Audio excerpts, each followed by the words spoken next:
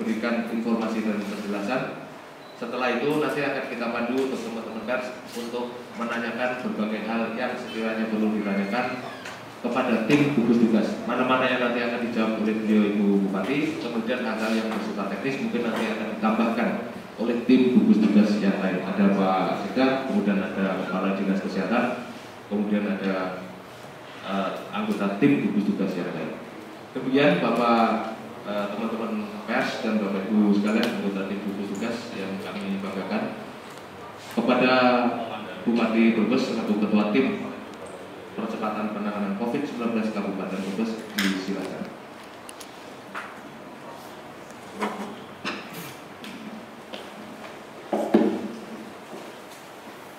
Assalamualaikum warahmatullahi wabarakatuh. Yang saya banggakan, saya hormati anggota DPD Provinsi Jawa Tengah, Bapak Dr. Umar Koyo, Bapak Sekda, Kepala Dinas Kesehatan, Asisten 1, dan yang lainnya, serta yang saya banggakan, saya hormati rekan-rekan wartawan, baik media cetak online dan semua yang hadir. Yang pertama, saya menyampaikan terima kasih hari ini kita bisa bertatap muka bersilaturahim. Utamanya saya akan menyampaikan selaku Ketua Gugus Tugas Kabupaten Brebes pada hari ini Selasa tanggal 5 Mei 2020. Jumlah pasien dalam pengawasan sebanyak 97 orang. Jumlah pasien dalam pengawasan yang sudah swab lab yaitu 49 orang.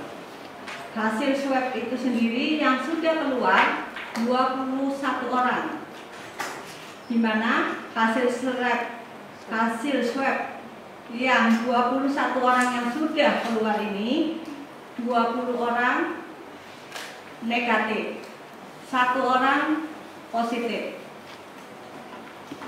1 orang positif adalah Tuan YK, usia 36 tahun.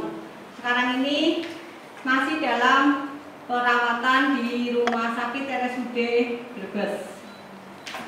Sehingga dengan 1 orang yang positif warga Kabupaten Brebes dengan adanya COVID-19, maka zona Kabupaten Brebes telah dinyatakan zona merah per tanggal 5 Mei 2020. Langkah-langkah pemerintah daerah yang pertama, tentunya kami akan selalu memberikan kewaspadaan pada warga masyarakat Kabupaten Brebes, khususnya agar benar-benar semuanya bisa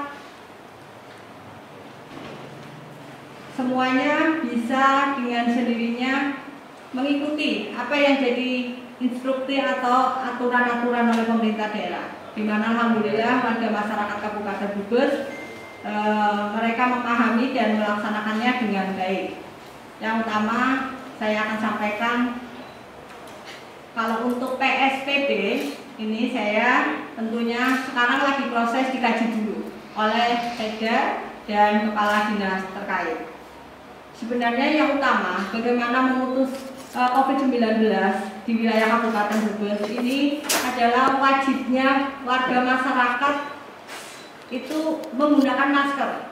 Sehingga kemarin dari hasil yang sudah kita rencanakan dari dana desa yang memang anggarannya sudah siap, ini harus segera bisa direalisasikan sehingga 1 orang warga kita itu wajib menggunakan masker. Jadi semua warga untuk bisa menggunakan masker. Artinya selain dana desa yang nanti rencananya untuk bantuan sembako kepada warga yang terdampak COVID-19. Nah, tentunya kepada rekan-rekan wartawan pada hari ini silakan. Barangkali ada pertanyaan. Di sini ada Pak Sekda selaku Sekretaris Gugus Tugas dan juga ada Kepala Dinas Kesehatan Dan ada juga beliau Dewan Provinsi Jawa Tengah Bapak Dr. Umar Toyo dan yang lainnya. Terima kasih. Baik. Bu, boleh tanya Bu? Langsung Pak. Matur suwun Ibu Bupati selaku Kepala Tim Gubernur. Assalamualaikum warahmatullahi wabarakatuh. Waalaikumsalam. Saya dari Imam dari Tikom Muhammadiyah Indonesia. Tadi itu dilakukan Ibu ada yang kurang sedikit mungkin ya. Kalau yang positif itu apakah itu masuk alumni gua atau kelompok dari para publik? Yang kedua terkait dengan tuntutan warga Pantakawung, manakala yang sakit yang positif ini adalah warga Pantakawung, di mana mereka meminta untuk dilakukan rapid test massal terhadap anggota keluarga atau yang belum track. Terus sikap dari Pemda sendiri bagaimana dengan permintaan terkait rapid test massal ini? Demikian. Terima kasih. Assalamualaikum warahmatullahi wabarakatuh. Waalaikumsalam warahmatullahi wabarakatuh. Satu-satu. Langsung monggo Pak Sartono. Izin membantu tentang swab massal. Jadi ini karena ini sudah ada hasil swab yang positif, maka strategi kita adalah nanti yang kita lakukan tracing yang akan kita lakukan termasuk salah satu adalah rapid itu biar terarah adalah yang dari yang sekarang positif. Nanti kalau yang negatif maka perlakuannya berbeda. Karena apa? Rapid test ini harus kita perlakukan secara ketat, tidak asal semua rapid test. Mengingat satu jumlah rapid test terbatas, harganya juga mahal. Kemudian yang ketiga, rapid test ini itu oleh WHO sekarang ini sudah bukan menjadi rekomendasi lagi. Dia hanya menjadi alat bantu, manakala Dr. Umar di belakang saya ini yang di rumah sakit sudah menentukan melalui hasil ronsen, hasil laboratorium. Nah, rapid test itu diperlukan di situ untuk segera apakah orang ini dirawat di bangsal isolasi di Riyapa Maria atau di bangsal biasa. Jadi sebenarnya penggunaan rapid test itu adalah utamanya di situ, bukan untuk rapid test massal. Itu Mas Imam. Ya. Ini soalnya terkait dengan ini. Nah, yang kalau informasi yang pertama tadi yang kedua, ini yang sekarang positif, yang sekarang dirawat itu adalah alumni GOA, bukan positif.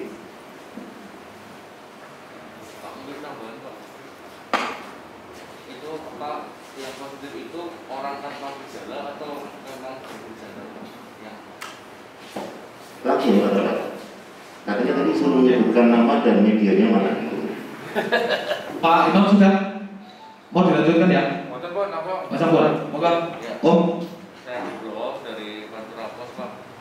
Om Go, Pantura Pos. Yang saya tarikan pertama, ini kan kasus pertama positif di Puskesmas Pak. Ini bagaimana tracking di lapangan, kemudian apa yang dilakukan oleh Pemkab sendiri untuk paling tidak pencegahan lebih tidak ada juga akan berluas dengan cepat Pak. Ini yang kemudian dia termasuk pasien OTG atau memang sebenarnya memiliki gejala. Ya. Informasi dari Dr. Umar yang merawat untuk yang sekarang itu positif itu memang dari awal itu masuk ke rumah sakit dengan ada tanda-tanda, sehingga kemudian ini kita perlakukan secara ketat. Kemudian langkah-langkah kami terutama yang di dinas kesehatan ini memang meskipun waktu itu belum ada hasil swab, tapi tracing kita di lapangan itu sudah ketat. Semua yang PDP di sejak awal, sejak 2 bulan yang lalu, itu kami melakukannya menganggap seolah-olah meskipun baru PDP tetap dipositifkan di otak kami dalam melakukan kami tracing di lapangan. Maksudnya apa? Biar jangan sampai kebobolan. Begitu. Nah, kalau kemudian ini ternyata positif, langkah kami sebenarnya sudah dilakukan. Cuma yang belum dilakukan adalah melakukan rapid test. Kenapa rapid test perlu dilakukan pada keluarga terdekat atau orang yang pernah berhubungan dengan Mr. Y, K tadi? harus dilakukan, tadi sudah disampaikan oleh Ibu Bupati, saudara Ketua gugus tugas, maskerisasi untuk semua masyarakat. Ini yang saya minta bantuan dari teman-teman media untuk melakukan ini. Karena maskerisasi yang betul itu sudah membuktikan Taiwan itu satu-satunya negara yang sangat sedikit karena maskerisasi di sana berjalan. Jadi saya minta bantuan teman-teman media juga untuk mengkampanyekan bagaimana masyarakat menggunakan masker dan cuci tangan. Terima kasih. Satu dinyatakan positif. Sebenarnya sudah ada beberapa orang yang diuji swab. Yang satu ini sudah dilakukan oleh Pemkab atau Satgas gugus tugas ini dan masih menunggu hasil. Itu aja, Pak. Cek. Masih kan data yang masih mana? Masih sini aja belakang. Ada kita di Brebes ada imam wartawan, ada imam COVID. Karena kalau teman-teman minta data kan mesti sama Mas Imam ini, gitu kan. Jadi swab ini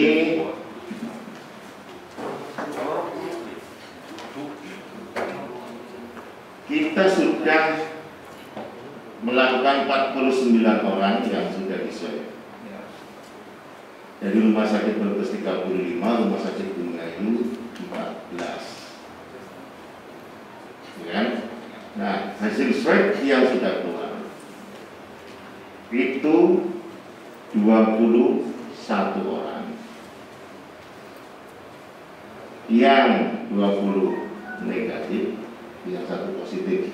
Nah, itu positif kemarin sore kita baru dapat datanya. Gini Mas.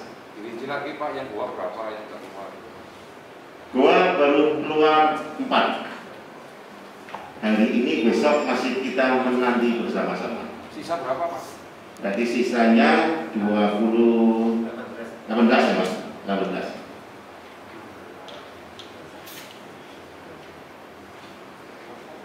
Kita doakan bersama semoga cukup satu saja.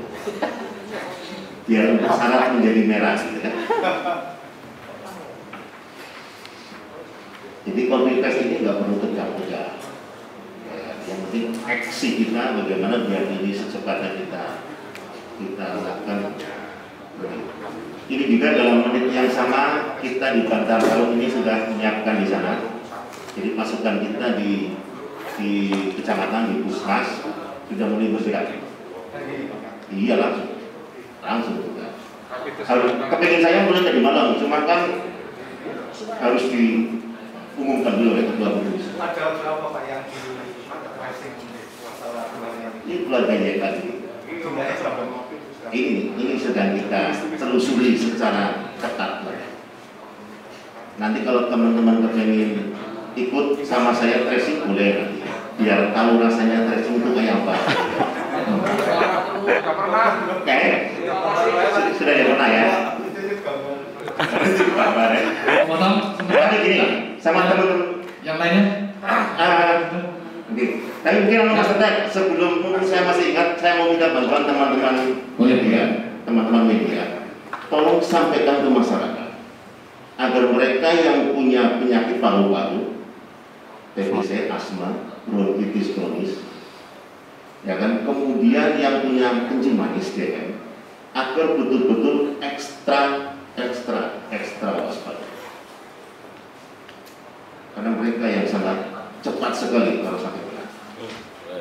Oke, saya minta bantuan teman-teman untuk menghimbau ini semua. Kami di Puskesmas juga sudah melakukan itu. Jadi data yang ada di Puskesmas itu yang punya penyakit seperti ini sudah kita konseling door to door agar mereka lebih aware terhadap dirinya sendiri. Tolong di teman-teman media ini juga sekarang saatnya fungsi media yang lain. Fungsi media itu kan tidak hanya memberitakan nih.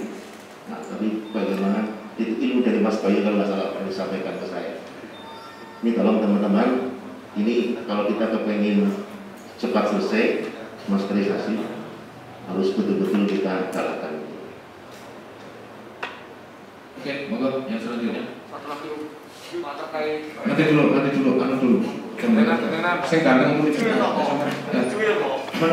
Dok, untuk kondisi misteri sendiri Sebetulnya sekarang Dari mana? Dari mana? Ya, dari mana? Dari Kuncung apa dari mana? Tanjung, Om. Assalamualaikum warahmatullahi wabarakatuh. Waalaikumsalam. Dedi dok dari Bapak Radar.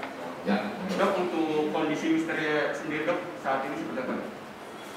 Ya, ini nanti dari sumber utamanya, monggo Pak Umar. Ini beliau yang merawatnya. Terima kasih. Saya Dr. Paul Bugis sebagai Satgas Covid di Brebes. Pasien yang inisialnya dia yang positif ini dirawat di Rumah Sakit Umum Brebes. Kondisi sekarang itu sudah tidak ada gejala. Bahkan kemarin sempat mau dipulangkan tapi menunggu hasil ini. Jadi kalau sudah ada ini berarti dia tidak dipulangkan. Ya, jadi masih ditahan di rumah sakit, masih diisolasi dan akan dilakukan swab ulang 14 hari setelah dari swab yang pertama dan kedua. Kalau sampai nanti dia itu negatif baru akan kita kembalikan. Tapi kalau sudah positif lagi, ya tetap sampai dia negatif hasilnya. Gitu. Untuk kondisinya, alhamdulillah sudah 3 hari ini, yang 2 ini itu tidak ada gejala demam, sudah normal. Gitu. Terima kasih. Moga-moga. Assalamualaikum warahmatullahi wabarakatuh. Akan ada tamu dari Tanjung Sekolah. Ada dipegang Mas, mic-nya Mas.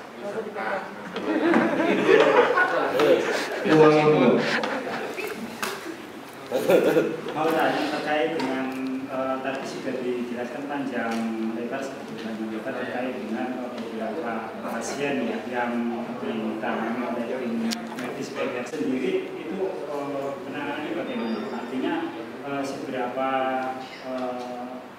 jauh kondisi mereka saat ini dalam penanganan pasien?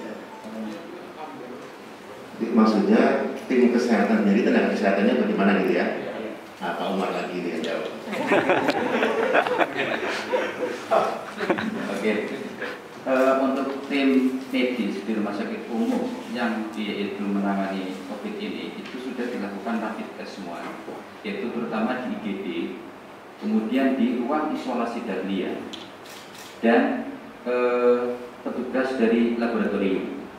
Jadi kemarin itu sudah dilakukan pemeriksaan rapid test dengan hasil negatif semua, alhamdulillah. Gitu ya. Nanti kalau seandainya memang ada yang kondisi ada gejala, mungkin tidak ada gejala lagi, tapi mungkin langsung sudah positif. Gitu. Jadi standar KDP untuk itu sudah beres ya Pak ya, sudah aman. Monggo yang dari media cetak mungkin Om Bayu sama yang dari teman Radar mana? Tambahin lagi Pak. Hah? Urung buka. Monggo, ya udah ya. Tangan mana rolling? Boleh. Udah, boleh Pak. Boleh Pak. Pak Sekda, Boleh, untuk saya juga boleh. tadi kan rencananya ada untuk PSBB ya Pak. Untuk saat ini sendiri, Brebes sendiri akan melakukan PSBB seperti apa Pak? Baik, yang terkait dengan PSBB tadi sudah disampaikan oleh Bupati selaku Ketua Gugus Tugas bahwa persyaratan PSBB itu kan cukup ketat, jadi perlu kita kaji lagi. Artinya secara pertumbuhannya nanti seperti apa. Kalau dirasa ini satu orang yang positif berikutnya ternyata hasilnya negatif, berarti kita tidak akan melaksanakan PSBB. Tetapi kalau perkembangannya cukup mengejutkan ke belakang dalam arti perkembangan yang negatif, maka akan dipertimbangkan untuk PSBB. Gitu Mas. Oke. Ada lagi? Betul. Pak, ya Pak, ini kaitannya dengan langkah antisipasi Pak. Jadi saya banyak sekali mendapat informasi dari masyarakat untuk alumni 2 yang diisolasi di Islamic Center ini, pengamanannya itu kurang. Jadi mereka katanya keluar kemudian membeli sesuatu di Indomaret dan lain-lain. Ini kebenarannya bagaimana? Oke. Saya dapat info seperti itu, makanya kami konfirmasi langsung gitu. Mana kita nggak bekerja? Saya kira tidak benar. Sekarang dalam pengamanan di Islamic Center pun kita juga melibatkan unsur aparat. Jadi ada dari Kodim, ada dari Polres, dan juga teman-teman dinas kesehatan selaku yang membina dari kita libatkan semua. Aman ya? Aman ya Pak? Aman. Ada yang lain? Terakhir. Monggo. Sebut identitas.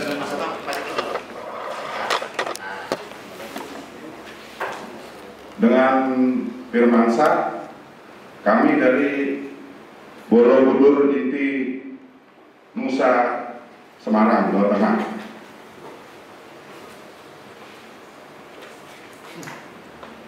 Saya mau menambahkan pertanyaan dari rekan tadi masalah pengamanan di Islamic Center.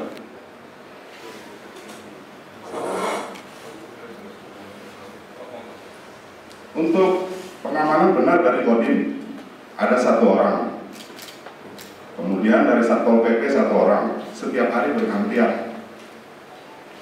Dari kepolisian kami tidak pernah.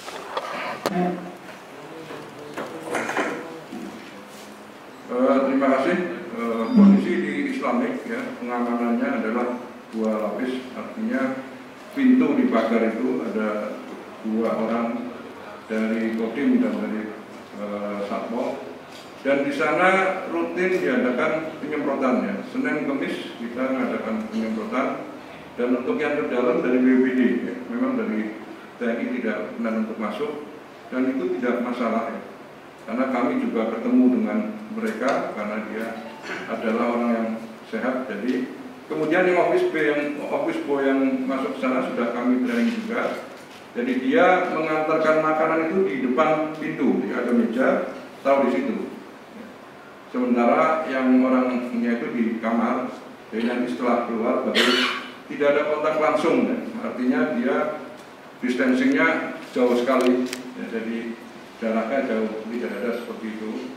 Kemudian kalau pagi pun mereka keluar, ada yang baca Quran di bawah pohon segala, karena memang ketika siang tidak masalah, karena itu sudah disterilkan, tidak ada orang yang masuk ke situ. Kami yang masuk biasanya BPD, kemudian dari Kodim juga menyemprot ya. Hari Senin Kamis dia menyemprot tapi bagian luar. BPD di bagian dalam, yaitu di kamar-kamar mereka. Mungkin itu yang bisa saya sampaikan. Terima kasih atas jawabannya. Tambahan Pak. Jadi gini teman-teman, nggak usah paranoid, gitu ya. Yang penting adalah selalu pakai masker. Masker dipakai semuanya. Maskerku melindungimu, maskermu melindungimu. Prinsipnya itu. Jadi kita kontak, apalagi itu rapid testnya, swabnya,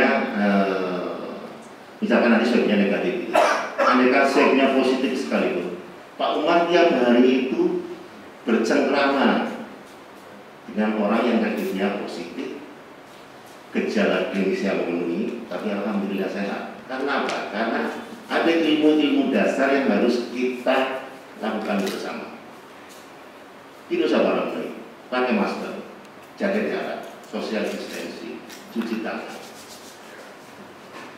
bangkitkan imunitas. Itu yang paling penting. Karena kalau imun kita bagus, itu yang akan bisa mencegah terhadap virus apapun, termasuk virus corona. Nah, sehingga nanti kebijakan PSBB misalnya nanti diambil, itu jangan sampai membuat imunitas turun. Yang membuat imunitas turun apa? Nggak punya duit. Betul kan? Ini yang bahaya. Karena begitu nggak punya duit, imunitas akan turun. Jadi yang kita pahami bersama-sama, langkah-langkah yang harus diambil itu jangan sampai kemudian merusak ekonomi. Karena begitu nggak punya duit, ekonomi kacau, imunitas akan turun. Oke, jadi begitu. Tenang ya Mas. Sepanjang mereka yang alumni 2 juga tiap hari pakai masker. Kami petugas kesehatan setiap jam 9, jam 10 bercengkrama dengan mereka, diskusi memantau kesehatannya. Yang penting jaga jarak, tidak usah peluk-pelukan, tidak usah salam-salaman. Pakai bahasa isyarat. Ya, sekarang menyatakan cinta juga harus pakai bahasa isyarat, tidak perlu peluk-pelukan gitu ya. Cukup pakai WA. Nah, itu saja. Maksud saya adalah seperti mana yang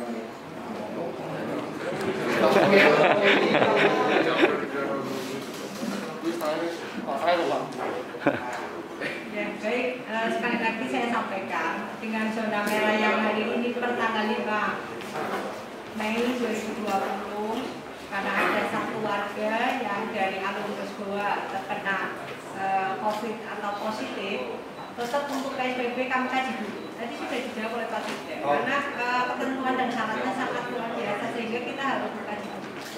Baik. Ini apa APD? APD untuk kesiapan tenaga medis sendiri terkait apa beberapa peralatan untuk penanganan COVID seperti ventilator, apa beberapa alat yang di rumah sakit RSUD sendiri bagaimana? Jadi maksudnya ada berapa yang disiapkan untuk itu, kemudian APD-nya apakah benar-benar sesuai dengan standar, jangan sampai terjadi seperti di Karyadi, itu tenaga medis banyak yang kena. Saat itu sendiri seperti apa? ya. Jadi APD ini macam-macamnya banyak. Masker yang kita pakai sekarang bersama ini itu juga APD. Oke, Kemenkes telah menentukan 3 tahap, 3 kategori APD. APD tingkat 1, 2, dan 3. Jangan yang disebut APD adalah pakaian astronot. Itu mungkin kebanyakan di kita yang namanya APD itu. Kita sekarang semua nggak pakai APD. Ya kan, APD ini level yang paling sederhana, paling satu. Nah, untuk yang teman-teman yang di tempatnya Pak Umar di ruang isolasi, itu APD-nya memang khusus. Dan sampai sekarang ini tidak kekurangan ya Mas? Tidak kekurangan. Mungkin ventilator kita baru ada 5. Ventilator 2. Oh, 5, 2 dipakai, berarti 3 masih cadangan. Mudah-mudahan jangan dipakai. Gitu ya. Jangan Mas Koro, jangan ikut mau dibilang jangan, gitu kan? Jadi yang penting itu, saya minta bantuan teman-teman agar yang kencing manis, yang punya penyakit paru, ya kan? Kemudian yang punya riwayat pengobatan kanker, itu harus hati-hati betul. Orang perlu kelendangan yang orang perlu. Kita sedang berbesar kelendangan ya Mas Imam ya. Ya Mas Imam ya. Jadi untuk rumah sakit, insya Allah mudah-mudahan kita sudah siapkan. Kalau untuk rumah sakit kita sudah menyiapkan jauh-jauh hari. Sejak awal Maret itu kita sudah siapkan rumah sakit. RSUD Brebes, RSUD Bumayu, kemudian semua rumah sakit swasta itu kita siapkan. Mudah-mudahan jangan dipakai. Amin. Oke. ya terima kasih pada nama selama ini masyarakat di Kabupaten Brebes itu kan merasa bahwa tim COVID ya, dan Brebes tidak kurang transparan dengan berkaitan penanganan PDP, ODP sama yang kemarin klaster dari Kuala. Pertanyaannya gini Pak, dari 21 yang dilakukan swab, hanya 1 yang hasil positif ya Pak. Yang kita tanyakan, bisa nggak dari tim COVID itu menunjukkan hasil swab kepada media? Terima kasih. Makanya kita hanya bisa memberikan inisial. Misalnya Mr. T, berarti Mr. Takwo. Ya kan, Mr. G, Mr. Bobo, ya kan, Mr. E, Mr. Eko. Itu kan harus ada aturannya. Ya. Makanya tadi yang positif sudah kita sampaikan. Mr. Y dari Pantar Tahu itu yang bisa kita sampaikan. Gitu ya Mas ya. Nah, untuk swab itu tidak bisa ditunjukkan ya?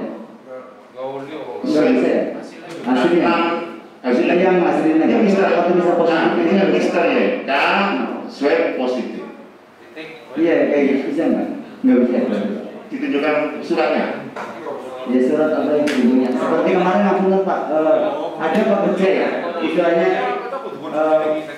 yang dari luar kota yang bekerja di Kabupaten Brebes Pak. Ternyata itu di Brebes sendiri itu masyarakat Brebes kan kemarin bertanya-tanya, dia meninggal, ya, orang warga Bekasi itu meninggal karena COVID atau bukan? Karena penanganan yang dilakukan adalah melalui SOP Pak. Nah, tapi pada kenyataannya setelah beberapa hari, 4 hari keluar bahwa dia itu negatif dan ada bentuknya yang sebagainya. Nah, kenapa untuk di Kabupaten Brebes sendiri, warga Brebes sendiri tidak bisa mendapatkan, sedangkan dari luar kota yang bukan orang Brebes malah kita bisa mendapatkan itu Pak. Oke. Mas Imam dijawab ini teknis ini saya, ya.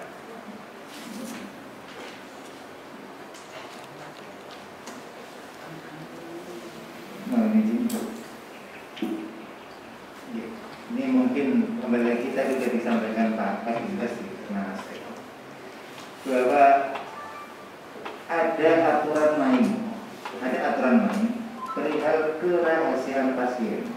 Dasarnya itu kita boleh mengetahui kerahasiaan tersebut sepanjang pasien, kalau pasien masih hidup, sepanjang pasiennya itu mengizinkan. Yang kedua, ini berarti aturan juga, orang terdekat, bisa orang tua ataupun anak kandung, baru nanti lari ke suami atau istri. Sepanjang itu diizinkan oleh beliau selaku pemilik rahasianya ini, kita boleh mengeluarkan. Ini dasarnya itu dulu.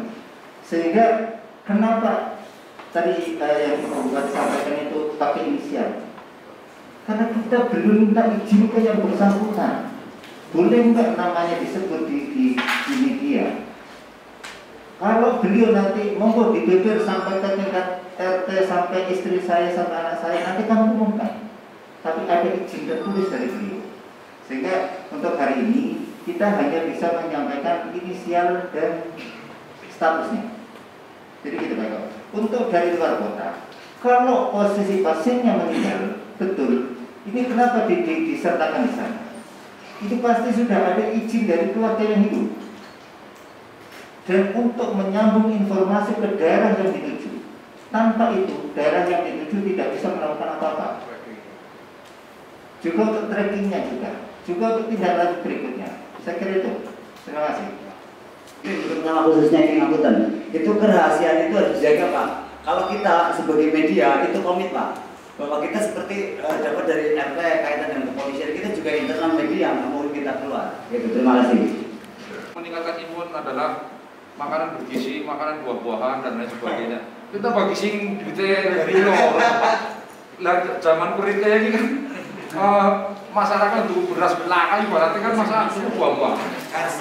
Harusnya mungkin ya dikombinasi, misalnya kalau nggak ada buah apel atau buah apa yang mahal-mahal, pakainya buah apa yang kira-kira bisa dijangkau atau dicari di karangan gitu. Saya kira itu aja. Terima kasih. Nanti kalau ini yang respon juga ya, saya kira itu masukan masuk bisa informasikan ke masyarakat. Selain juga melalui media, nggak usah cerita anggaran dari itu tetap. Sangat banyak di sana ya, jadi mau teman-teman media memang bersabar ya, karena ini dari 22 pun baru 4. Saya komunikasi dengan Kadis pun jawabannya sama, masih ribuan ahli di sana. Tapi ini sudah ada, saya semangat ke Pak Joko ya, untuk lab sekarang Tegal Selami itu di Karyadi. Jadi ada mapping dari 7 rumah sakit sekarang sudah lumayan banyak, karena yang ini lama karena adanya hanya di Solo juga waktu itu ya. Saya kira itu. Kemudian Jakarta, ya ini memang sangat spesial. Tadi saya sudah komunikasi dengan Kepala Badan Hukumnya di Jakarta, Pak Alamsyah. Mudah-mudahan minggu depan sudah bisa dibantu dari pemerintah Provinsi Jawa Tengah dari Pak Ganjar. Saya kira itu. Kirim media Fatihah untuk rekan kita, sejawat kita, orang yang luar biasa. Jadi Mas Didi Kempot meninggal dunia. Jadi di Jumat 25 kita berdoa karena karya-karyanya memang luar biasa. Al-Fatihah.